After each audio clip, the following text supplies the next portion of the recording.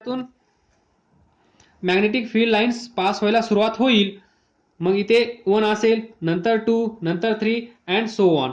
शेवटी maximum magnetic field lines किती आहेत आपण कन्सिडर केलेल्या 10. तिथे भरपूर असतील पण आपण इथे 10 केले आहेत. तर मॅक्सिमम चेंज किती असेल तर इथे लिहा max change in magnetic field lines किती असेल 10. म्हणजेच यावेळेस आपल्याला मॅक्सिमम करंट भेटेल. मॅक्सिमम करंट भेटेल. तर पहा ग्राफवर पहा ही सिच्युएशन. हा 0 डिग्री, हा 90 डिग्री, हा 180 डिग्री. त्याच्या पुढचा आपण नंतर पाहूया. हे हाफ रिव्होल्यूशनचं डिस्कशन चालू आहे. हाफ रिव्होल्यूशन 0 to 90, 90 to 180, त्याच्यानंतर 270 आणि त्याच्यानंतर 360. पण तिथे सोपा असेल. हीच प्रोसिजर रिपीट होईल, काही प्रॉब्लेम नसेल. तर इथे पहा 0 to 90. 90 ला काय होत आहे यावेळेस EMF 0 असेल या पोझिशनमध्ये. त्यानंतर 90 ला मॅक्सिमम चेंज आपल्याला भेटत आहे. तर मॅक्सिमम करंट भेटेल आपल्याला इथे. त्यानंतर 180 ला परत याच्यातून जाणाऱ्या मॅग्नेटिक फील्ड लाईन्स कशा आहेत कॉइलमधून जाणाऱ्या 0. तर परत इथे येईल.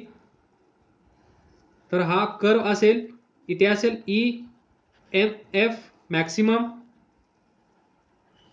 त्याच्यानंतर 0 to 90.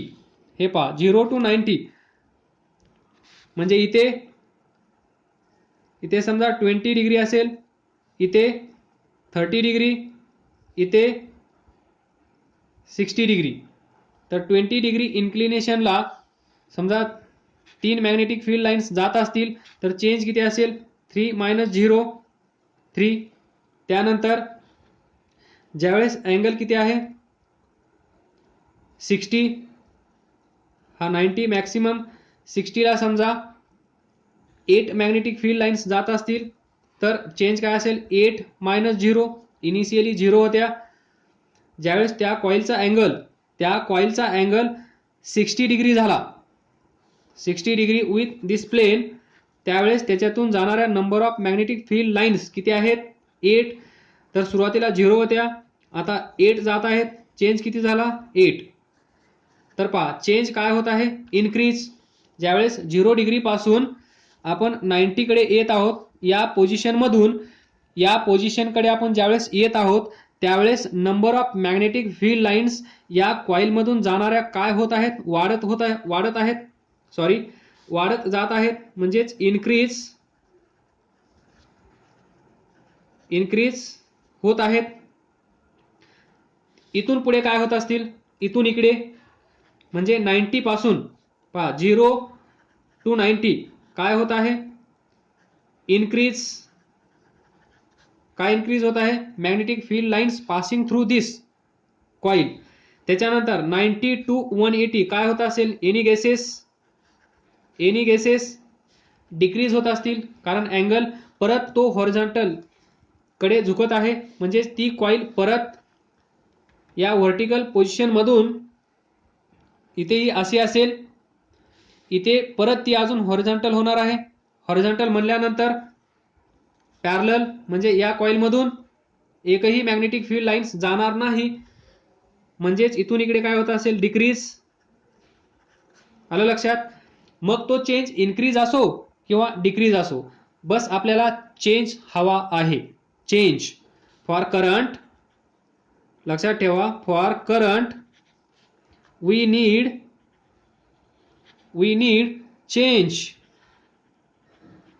कशामध्ये चेंज पाहिजे त्या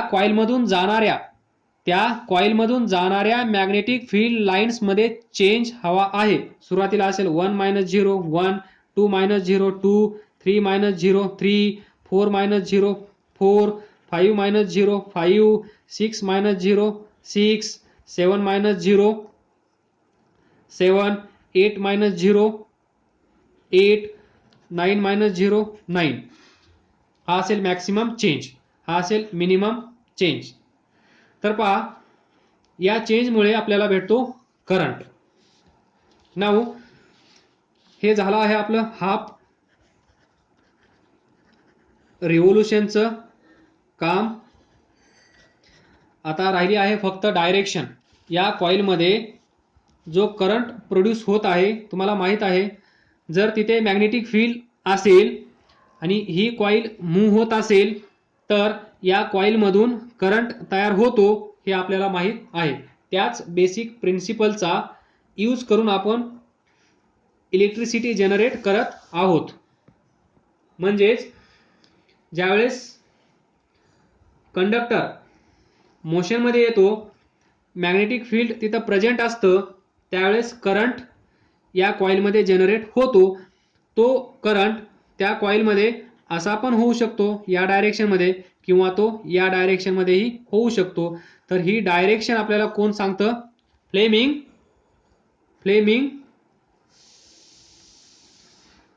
फ्लेमिंग राईट हँड रूल. याच्या पाठीमागचं लेक्चर पहा, त्यानंतर तुम्हाला ते कळेल. तर आता आपण या कॉइलमधून जाणारी डायरेक्शन डिसाईड करूया, त्यानंतर पुढची हाफ रिव्होल्यूशन पाहू. तर पहा, बेसिक प्रिन्सिपल काय आहे इलेक्ट्रिक जनरेटरचं? मेकॅनिकल एनर्जीचं कन्व्हर्जन इलेक्ट्रिसिटीमध्ये होत आहे. मेकॅनिकल एनर्जी म्हणजे ही कॉइल मोशनमध्ये आणणं गरजेचं आहे. जोपर्यंत ही कॉइल मोशनमध्ये येणार नाही तोपर्यंत या कॉइलमधून करंट फ्लो होणार नाही, हे पण आपल्याला माहित आहे, कारण आपण डिस्कस केलं आहे. या कॉइलमध्ये करंट जनरेट करण्यासाठी ही कॉइल मॅग्नेटिक फील्डमध्ये असली पाहिजे, त्याच वेळेस ही कॉइल मोशनमध्ये आली पाहिजे. जर या दोन गोष्टीची पूर्तता झाली तरच या कॉइलमधून करंट फ्लो होईल, अन्यथा या कॉइलमधून करंट फ्लो होणार नाही. तर मॅग्नेटिक फील्ड इथे प्रेझेंट आहे, पण ही कॉइल मोशनमध्ये नाहीये. तर या कॉइलला मोशनमध्ये आणण्यासाठी आपण मेकॅनिकल एनर्जीचा यूज करत असतो. म्हणूनच इलेक्ट्रिक जनरेटरचं बेसिक प्रिन्सिपल म्हणजेच इलेक्ट्रिकल जनरेटर काय करत आहे? मेकॅनिकल एनर्जीचं conversion electricity that is electric एनर्जीमध्ये करत आहे. आलं लक्षात? म्हणजे हा जो शाफ्ट असेल, या शाफ्टच्या या साईडला इथे टर्बाइन्स असतील, टर्बाइन्स. या टर्बाइन्सचा यूज करून आपण हा शाफ्ट फिरवत असतो, आणि हा शाफ्ट फिरवल्यामुळे ही कॉइल त्या शाफ्टवर फिरते. तर आता असं इमॅजिन करा, हा शाफ्ट आपण फिरवला आहे बाय युजिंग मेकॅनिकल एनर्जी, आणि ती मेकॅनिकल एनर्जी असेल कायनेटिक एनर्जी. हे पण लक्षात ठेवा. तिथे अगोदर असेल पोटेन्शियल एनर्जी त्या वॉटरची. हे डॅममध्ये तुम्हाला पाहायला भेटेल. डॅममध्ये कोणती एनर्जी असते? जे पाणी बसून असतं, आराम करत असतं, झोपलेलं असतं, त्या पोझिशनला त्या पाण्याकडे असते ती पोटेन्शियल एनर्जी. त्या पोटेन्शियल एनर्जीचं कन्व्हर्जन आपण कायनेटिक एनर्जीमध्ये करतो, आणि ते वॉटर आपण या टर्बाइन्सवर स्पीडमध्ये स्ट्राईक करतो, आणि स्पीडमध्ये स्ट्राईक झाल्यामुळे हा शाफ्ट फिरतो, आणि हा शाफ्ट फिरल्यामुळे या शाफ्टवरची ही ABCD कॉइल फिरते. आणि फिरल्यामुळे आता कन्सिडर करा, इथं लिहिलं आहे anti clockwise rotation of coil. ही कॉइल अँटी क्लॉकवाईज डायरेक्शनमध्ये फिरत आहे, म्हणजेच या साईडला ही कॉइल खाली जात असेल, बरोबर?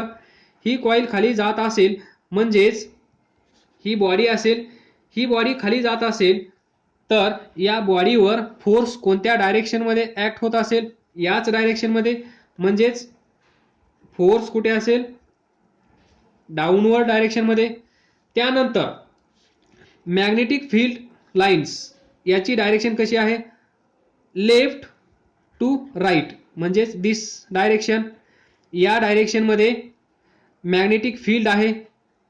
दिस मॅग्नेटिक फील्ड लाईन्स,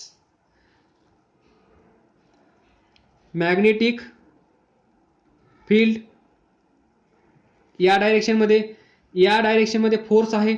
ज्यावेळेस या कॉइलवर या AB वर डाऊनवर्ड डायरेक्शनमध्ये फोर्स अप्लाय केलेला असेल, त्याच वेळेस ही कॉइल अँटी क्लॉकवाईज डायरेक्शनमध्ये फिरेल. आलं लक्षात? तर हे तर तुम्हाला दिसत आहे फ्रॉम नॉर्थ टू साऊथ. त्यानंतर AB कॉइल डाऊनवर्ड डायरेक्शनमध्ये जात आहे. तर आपल्याला माहित आहे फ्लेमिंग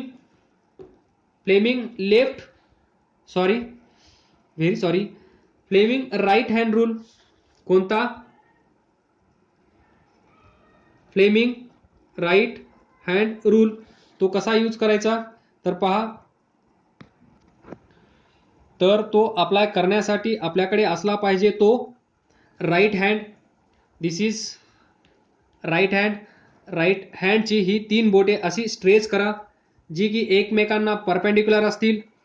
त्यापैकी जी जी डायरेक्शन तुम्हाला माहीत आहे त्या डायरेक्शनमध्ये एक एक बोट अरेंज करण्याचा प्रयत्न करा, ॲडजस्ट करण्याचा प्रयत्न करा.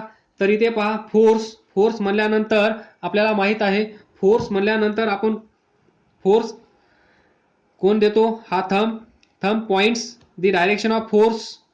दिस four finger points the direction of magnetic field, and this center finger, C for center, C for current. So this center finger will give us direction of current. तर या कॉइल मधून flow होणारा current कोणत्या direction मध्ये flow होत आहे हे आपण पाहूया. तर पहा, फोर्सची डायरेक्शन डाऊनवर्ड आहे, म्हणजे हा थंब डाऊनवर्ड करावा लागेल मला. त्यानंतर magnetic field lines left to right आहेत, म्हणजेच असं करावं लागेल. दिस पहा, या डायरेक्शनमध्ये मॅग्नेटिक फील्ड लाईन्स जात आहेत. त्याच वेळेस मला काय करायचं आहे, हा हात असा फिरवायचा आहे की ही सिच्युएशन क्रिएट झाली पाहिजे. तर पहा, दिसत आहे का? डाऊनवर्ड डायरेक्शनमध्ये थंब केला आहे. त्यानंतर लेफ्ट टू राईट डायरेक्शनमध्ये 4 फिंगर आहे. पहा, दिस finger points the direction of magnetic field. This finger points the direction of magnetic field, and this third finger, center finger, will give us direction of current. तर कुठे आहे पहा, आलं लक्षात? That is downward. या मोबाईलमध्ये या व्हिडिओमध्ये डाऊनवर्ड डायरेक्शनमध्ये करंट फ्लो होत आहे हे इथून आपल्याला दिसत आहे, कारण थंब ही कॉइल खाली जात आहे म्हणून थंब डाऊनवर्ड डायरेक्शनमध्ये ठेवला. Magnetic field lines left to right आहेत म्हणून या डायरेक्शनमध्ये थंब ठेवला. या डायरेक्शनमध्ये 4 फिंगर ठेवलं आणि राहिलेली डायरेक्शन, थर्ड डायरेक्शन, त्या डायरेक्शनमध्ये असेल करंट. तर या कॉइलमध्ये करंट कोणत्या डायरेक्शनमध्ये फ्लो होत आहे? या डायरेक्शनमध्ये. पहा, या डायरेक्शनमध्ये होत आहे की नाही? दिस आलं लक्षात? इथे पहा, दिस डाऊनवर्ड डायरेक्शनमध्ये थंब, या डायरेक्शनमध्ये मॅग्नेटिक फील्ड आणि या डायरेक्शनमध्ये करंट. तर या डायरेक्शनमध्ये करंट फ्लो होत आहे. तर आपल्याला याची डायरेक्शन पण भेटली आहे. मोशन, इथे मोशन पण लिहा. मोशन और फोर्स या डायरेक्शनमध्ये मॅग्नेटिक फील्ड आणि या डायरेक्शनमध्ये म्हणजेच बी टू ए करंट कुठून कुठे जात आहे? बी टू ए या डायरेक्शनमध्ये करंट फ्लो होत आहे. तर हा करंट कुठे जात आहे पहा, एला आला, ए पासून इथे येईल. इथे आल्यानंतर या स्लिप रिंगची अरेंजमेंट पहा. ही स्लिप रिंग अशी असेल, दिस. त्यानंतर ही स्लिप रिंग पण अशीच असेल. तर पहा, ही वायर म्हणजे अशी असेल, याच्यामधून दिस अशी फिरू शकेल. पहा, ही वायर या स्लिप रिंग मधून जात आहे. तर तुम्हाला असं वाटेल ज्यावेळेस ही कॉइल रोटेट होईल त्यावेळेस हे एकमेकांच्या कॉन्टॅक्टमध्ये येतील. तर असं होणार नाही, कारण ही अशी असेल. पहा, ही वायर म्हणजे हा पेन, म्हणजे हा कंडक्टर, आणि ही स्लिप रिंग R2 च्या आतमधून ही वायर जात आहे, बरोबर? पहा, तर ही आतमध्ये अशी फिरत असेल. आलं लक्षात? आतमधून ती पलीकडे गेली आहे, तरी याच्या कॉन्टॅक्टमध्ये येणार नाही. स्लिप रिंग R2 च्या कॉन्टॅक्टमध्ये ही येणार नाही, याची नोंद घ्यावी. म्हणजे ही आतमधल्या आतमध्येच फिरत राहील. तिचा डायमीटर, तिची रेडियस कमी असेल, याची रेडियस जास्त असेल तर हा त्याच्या साईडनी फिरेल. तर ही सिच्युएशन तुम्हाला समजली. म्हणजेच हा करंट आता इथे आला, याच्यामधून इथे आला, तो कुणाला भेटला, स्लिप रिंगला तो करंट भेटला. स्लिप रिंगला तो करंट भेटल्यानंतर तो कुणाला भेटला, कार्बन ब्रश B1 ला भेटला. कार्बन ब्रश B1 ला भेटल्यानंतर तो कुठे गेला, या गॅल्व्हनोमीटर कॉईल मध्ये गेला. मग हे गॅल्व्हनोमीटर कॉईल डिफ्लेक्शन दाखवेल अशा प्रकारे. तो असा असेल तर तो असा होईल. मग याचा अर्थ काय असेल, इथे 0 असेल तर याचा अर्थ काय असेल, या वायरमधून करंट फ्लो होत आहे. तर इथे पहा CD अँटी क्लॉकवाईज रोटेशन म्हणजेच याच्यावर फोर्स या डायरेक्शनमध्ये अप्लाय होत असेल, मॅग्नेटिक फील्ड या डायरेक्शनमध्ये असेल. व्यवस्थित पहा हे लेक्चर. जर तुम्हाला AC जनरेटर समजला तर DC जनरेटर मी शिकवायची गरज नाही. तुम्ही जरी मी व्हिडिओ तयार करून तुम्हाला पाठवली तरी तुम्ही ती पाहणार नाही, कारण एकच चेंज आहे. एक लाईन चेंज केली की AC जनरेटरचा DC जनरेटर बनतो. म्हणून मी AC जनरेटरला एवढं डिटेल्समध्ये व्यवस्थित हळूहळू जात आहे. तर पहा जी CD आहे, या सीडीवर फोर्स या साईडला डाऊनवर्ड असेल तर या साईडला कसं असेल, येते का लक्षात. तर पहा ही जर कॉईल अशी रोटेट होत असेल आणि इथे फोर्स डाऊनवर्ड असेल तर या साईडला कसा असला पाहिजे, अपवर्ड. ही डाऊनवर्ड तर या साईडला upward. Magnetic field lines same direction. इथे जी होती तीच इथे. Now we can apply Fleming right hand rule to find the direction of current here. तर पहा ज्या डायरेक्शन मध्ये, now take your right hand and stretch these 3 fingers in such way that they should be perpendicular to each other. तर पहा ही 3 fingers एकमेकांना perpendicular आहेत. तर ज्या डायरेक्शन मध्ये मॅग्नेटिक फील्ड आहे त्या डायरेक्शन मध्ये 4 फिंगर घेऊन जा. डायरेक्शन ऑफ फोर्स और motion is upward, so thumb is in upward direction. Now see this third finger कुठे आहे, या साईडला आहे. आलं लक्षात. ही पहा दिस या डायरेक्शन मध्ये हे फिंगर फोर्स अपवर्ड, त्यामुळे थंब अपवर्ड आणि सेंटर फिंगर पहा या डायरेक्शन मध्ये. म्हणजे करंटची डायरेक्शन कोणती असेल, दिस. म्हणजे DC मधून करंट या डायरेक्शन मध्ये जात असेल, या डायरेक्शन मध्ये करंट जात असेल. तर इथे पहा हे आहे. नंतर हा करंट इथून येत असेल, आलं लक्षात. तर हा करंट इथे जात असेल, या ब्रशला भेटत असेल आणि नंतर इथून ही फ्लो कंटिन्युअस चालू होत असेल. तर इथे करंट कुठून कुठे जात आहे, BA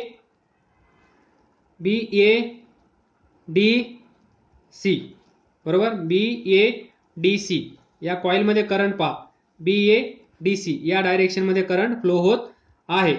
आणि बाहेर पहा करंट हा कोण आहे, B1, हा B1 आणि हा B2. B1 to B2, carbon brush B1 to carbon brush B2. Direction of current B1 to B2. Direction of current. तर पहा हेच सर्व आपण डिस्कस करणार आहोत रिव्हर्स केसमध्ये. म्हणजेच ज्यावेळेस CD इथे येईल आणि AB इथे जाईल. हे केव्हा घडेल, जेव्हा ही कॉईल 180 डिग्री मधून हॉरिझॉन्टल झालं, पहिली पोझिशन पण झाली, नंतर 0 to 180 जे आतापर्यंत आपण डिस्कस केलं ते. Now third 180 to 360. नेक्स्ट हे लवकर घेऊया आपण. तुम्हाला समजलं असेल, काही डिस्कस करण्याची गरज नाही आता. 180 to 360 म्हणजे next half revolution. Next half revolution. तर त्यावेळेस काय असेल, ही कॉईल कशी असेल, अशी असेल बरोबर, ही कॉईल असेल. त्यानंतर इथे असेल डी, इथे असेल बी, सॉरी इथे असेल सी, इथे असेल ए आणि इथे असेल बी. त्यानंतर इथे हे असतील स्लिप रिंग R2, या एंडला सॉरी हे इथे जोडलेलं असेल. आता हे येईल बाहेर इकडे आणि हे या स्लिप रिंगला जोडलेलं असेल. येते का लक्षात? डी सोबत पहा, इथे पहा CD सोबत कोण आहे, स्लिप रिंग R2. R2 च्या कॉन्टॅक्टमध्ये हा ब्रश आहे, हा कंटिन्युअस याच्या कॉन्टॅक्टमध्ये असेल. हा B1 या R1 च्या कंटिन्युअस कॉन्टॅक्टमध्ये असेल. यांचा कॉन्टॅक्ट ब्रेक होणार नाही, हे लक्षात ठेवा. ही स्लिप रिंग अशी गोल असेल, रिंग म्हणल्यानंतर कळतं ना, रिंग. आणि इथे असा असेल तो कार्बन ब्रश. ही रिंग कितीही अशी गोल फिरली, कितीही रोटेट झाली तर हा कॉन्टॅक्ट ब्रेक होणार नाही. म्हणजेच डी एंड जे आहे ते स्लिप रिंग R2 लाच कनेक्ट केलेला असेल.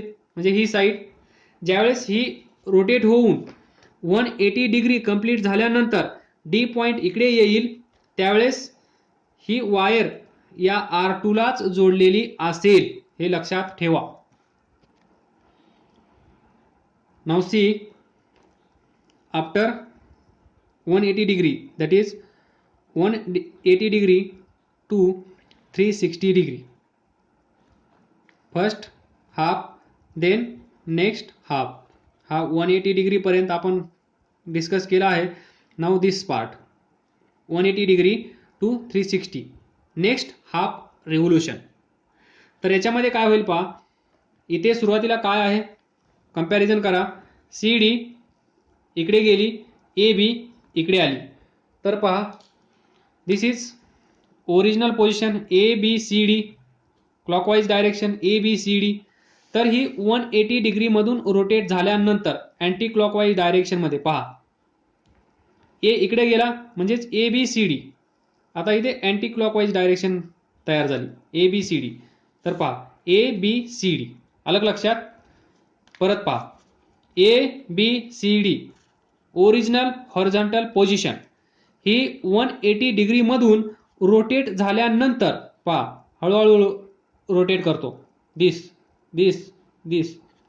Now see, now this is horizontal position. But ABCD पहा, म्हणजे AB च्या जागेवर CD आला आणि CD च्या जागेवर AB आला. तर तीच डायग्राम मी इथे काढली आहे. तर पहा ही पण डायग्राम तुमच्या समोर ठेवली आहे समजण्यासाठी. तर पहा इथे पहा, आता डिस्कस करण्याची गरज नाही. हा पॉइंट घ्या जो इथे घेतला होता आपण. याच्यावर फोर्स डाऊनवर्ड डायरेक्शन मध्ये. इथे मॅग्नेट असेल, इथे मॅग्नेट असेल. मॅग्नेटिक फील्ड लाईन्स अशा जातील, म्हणजेच this is the direction of magnetic field. तर इथे करंट CD मधून कसा फ्लो होत असेल इथे आपण फाइंड केला by right hand rule of Fleming. तर तो आपल्याला भेटला या डायरेक्शन मध्ये. इथे हा पॉइंट कन्सिडर केला तर मॅग्नेटिक फील्ड लाईन कशी असेल या डायरेक्शन मध्ये. याच्यावर फोर्स वरच्या डायरेक्शन मध्ये ऍक्ट होत असेल हे आपण पाहिलं. त्यानंतर इथे डायरेक्शन ऑफ करंट कशी होती, अशी, ती चेंज होणार नाही. इथे पहा, नसल समजेल तर राईट हँड रूल यूज करा. या डायरेक्शन मध्ये फोर फिंगर, इकडे थंब, तर तुम्हाला ही डायरेक्शन भेटेल फ्रॉम सेंटर फिंगर. इथे पण तेच अप्लाय करा. तर या डायरेक्शन मध्ये करंट, इथे या डायरेक्शन मध्ये करंट. तर थोडंसं ऑब्झर्वेशन करा. AB मध्ये करंट सुरुवातीला कसा होता पहा, असा. आता AB मध्ये करंट कसा आहे, असा, म्हणजे रिव्हर्स झाला. सुरुवातीला AB मध्ये करंट असा होता, आता AB मध्ये करंट कसा आहे, असा. That is in reverse direction, तर इथे पहा हा करंट इथे येईल, नंतर इथे येईल, तर या R2 ला भेटेल, बरोबर. कारण CD कुणाला जोडलेली आहे, R2 ला. इथे पहा CD कुणाला जोडलेली आहे, R2 ला. स्लिप रिंग R2, तर R2 कुणाला जोडलेला आहे, कार्बन ब्रश B2. तर इथे पहा हा करंट इथे आला, स्लिप रिंग R2 ला भेटला. या स्लिप रिंग R2 ने तो कुणाला दिला, कार्बन ब्रश B2 ला दिला. कार्बन ब्रश B2 ने हा करंट कुणाला दिला, या गॅल्व्हनोमीटरला. तर हा गॅल्व्हनोमीटर परत काय करेल, या डायरेक्शनमध्ये काय होईल, डिफ्लेक्ट होईल.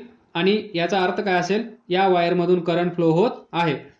त्यानंतर हा करंट पहा, असाच करंट इकडे जाईल, इथे जाईल, हा B1.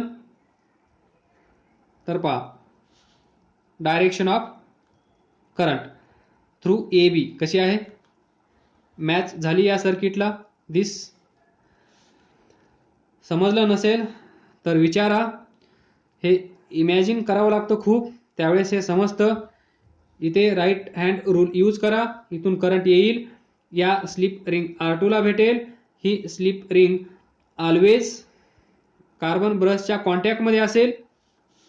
ती परत एकदा सांगतो, ही स्लिप रिंग आहे, हा कार्बन ब्रश आहे. ही रिंग अशी रोटेट होत असेल या शाफ्टच्या अराउंड.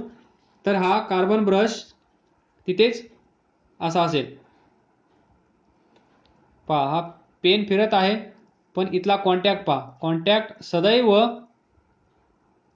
कॉन्टॅक्ट आहे, कॉन्टॅक्ट प्लेस नाहीये. या दोघांमध्ये इथे कॉन्टॅक्ट असेल, त्यामुळे करंट इकडे कॅरी केला जाईल. तर पहा इथे पहा करंट कसा आहे, C to D A B. इथे कसा होता सुरुवातीला, इथे कसा होता, B A D C. या कॉइलमध्ये B A D C, इथे आहे C D A B. तर इथं लक्ष द्या, आणि इथे कसा आहे B2, carbon brush B2 to B1. या पोझिशन मध्ये कसा होता B1 टू B2. तर इथून तुम्हाला दिसत आहे का, अगोदर B1 पासून करंट B2 कडे जात होता, आता B2 कडून B1 कडे जात आहे. म्हणजेच याला आपण म्हणू शकतो का, डायरेक्शन इज चेंज, बरोबर. आणि डायरेक्शन चेंज होत असेल तर त्या करंटला आपण कोणता करंट म्हणतो, अल्टरनेटिंग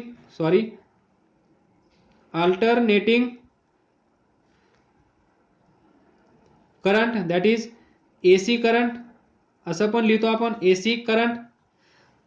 आणि AC करंट आपल्याला भेटला आहे म्हणून आपण याला म्हणतो AC generator. This is more about electric generator, that is simple AC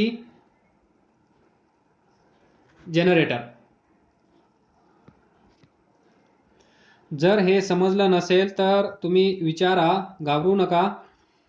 विचारल्यानंतर तुमच्यामध्ये इम्प्रूव्हमेंट होईल. काही डाऊट असेल तर तो पण विचारा. अभ्यास करत राहा, पुढे जात राहा. All the best. थँक्यू.